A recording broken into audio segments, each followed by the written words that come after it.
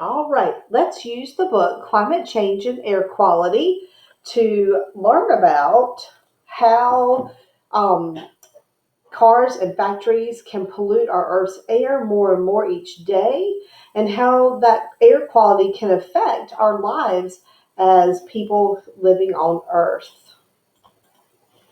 Another thing that I want to point out before we get started is how this is a topic that I don't really know a lot about.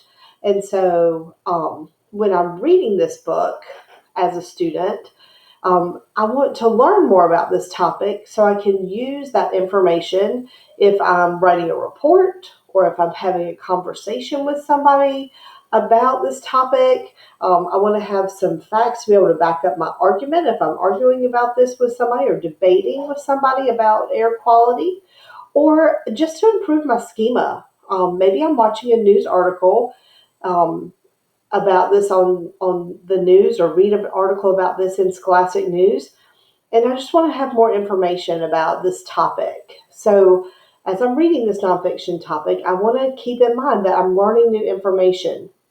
And one thing we talked about is how we should preview, skim, and scan the book, which I did before the lesson. I kind of looked at all the topics, looked at all the pictures to get myself started. Okay? So we're going to start with page 4 and 5. And I'll just read this page and then we'll talk about the text structure on this page. Chapter 1, Fueling Change. For most of human history, people depended on natural sources for energy, such as animal power, wind power, wood power, and water power. If you needed to get from one place to another, you walked. To travel long distances, you rode a horse or sailed with the wind. If you were cold, you burned wood, and water wheels ground your wheat and powered your factories. And so if I read the caption, people once depended on strong animals like horses to help with farming. And so that man is plowing his field, getting ready to have take out all the old plants and put in some new plants for food and other stuff. All right, page 5. Fossil fuels. By the mid-18th century, many people had switched to fossil fuels for energy. Coal, oil, and natural gas are all fossil fuels. They come from the fossilized remains of ancient plants and animals. Fossil fuels provided cheaper, more powerful energy. Use of fossil fuels led to the invention of new technology. New inventions, such as the light bulb and the internal combustion engine, launched an industrial revolution that changed people's lives. Okay, so on that one, I would like to point out that that was descriptive text structure. So you remember this chart from last week. And our main idea on this page was that people rely on a variety of energy sources for many different reasons.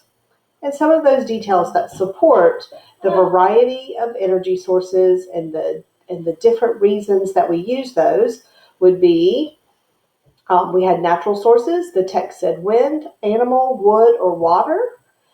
And then the newer energy sources were our fossil fuels, those fuels that came from long dead plants and animals. So we have our gas, our coal, and our oil.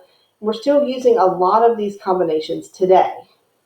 And then it also says in the main idea that we want to have many reasons for using those.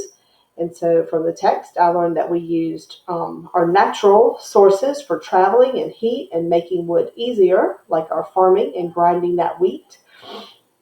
And then I also read that our newer fossil fuels led to new technology. And so that would be they gave the examples of light bulbs and the internal combustion engine. And so when I read about that, it makes me understand that I have a variety of sources and I have a variety of uses for those sources.